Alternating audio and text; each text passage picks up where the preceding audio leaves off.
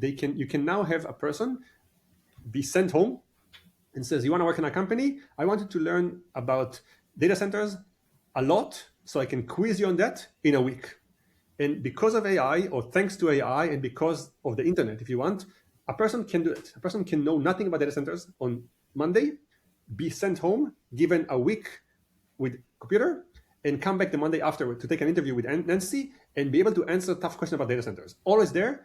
So those who are able to spend a week and become knowledgeable are the people that you want to hire next year. And it could be data center, it could be physics. Go and learn quantum mechanics. Come back next week.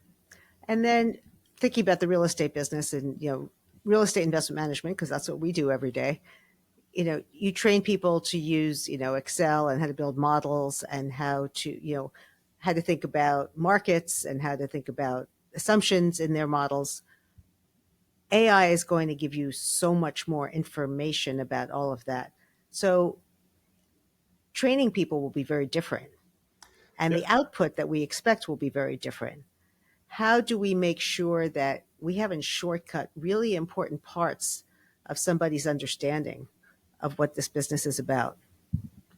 So I think that us as the employers, in this case, we have to quiz the incoming employee a lot more to understand that they actually understood it and not just run it. So a year ago, if someone was sent home to write a report and they came back with 200 pages report, you'd say, oh my God, they must have worked day and night. Because 200 pages, the quantity suggests 200 hours of writing. Now we know that 200 pages is like one prompt as much as 10 pages. So volume doesn't count anymore, but knowledge does. So when a person comes to an interview in my lab as a PhD student, I don't care about, they don't have to submit code. They don't have to submit papers. They sit in front of me and I quiz them.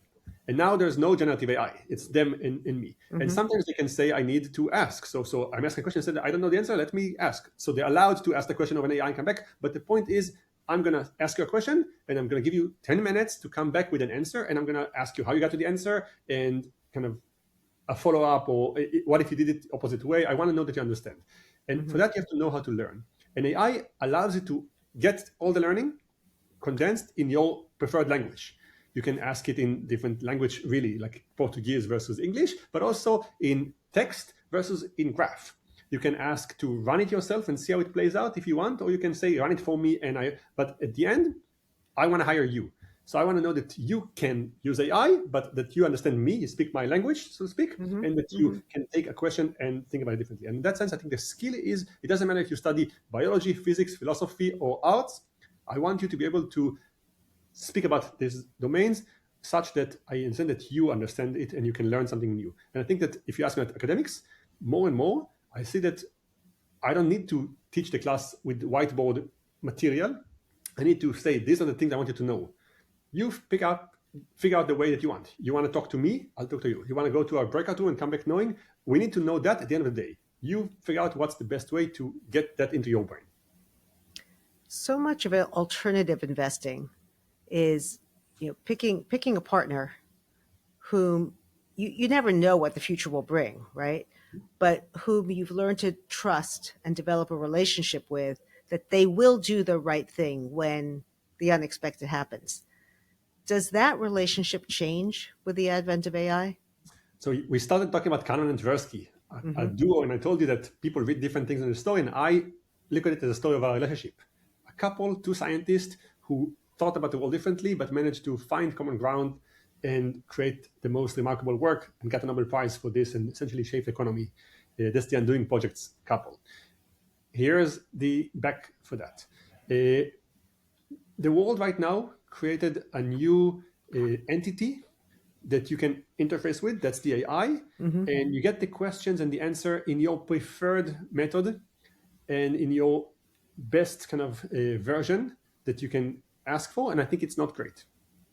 It removes the friction that is necessary in the world. I have a good friend who's a couples therapist. And she said that she's a very public figure, so she has a lot of like talks that she has given and a lot of books that she's written, and someone took everything that she did and created an Esther AI.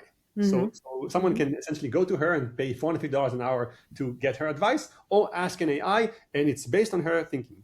And I asked her what she feels about it, how she feels about it. And she said that there's one thing that's missing about the AI. Yes, it will give the same answers that she will give, But she said there's something about you having a problem in a relationship on Monday and not seeing me until Friday.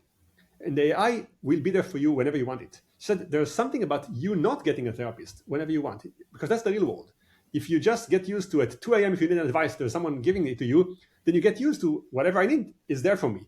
And she said one of the things about therapy isn't just the session where I teach you and I give you the thoughts that I have. It's you waiting for 5 days anxiously to see me on Friday and having to drive to see me and sit there and know that there's a finite time, and AI is taking this away.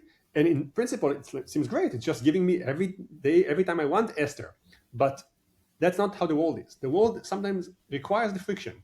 And I think that that is the issue. And to take it where you are, we see a gap right now between generations. So we see that Gen Zers are much more comfortable with AI as a companion, as a friend, getting advice, sharing intimate information with AI compared to people in their 30s and onward. We see that there's an issue of trust. The older you get, you trust AI less. The younger you are, you trust AI more.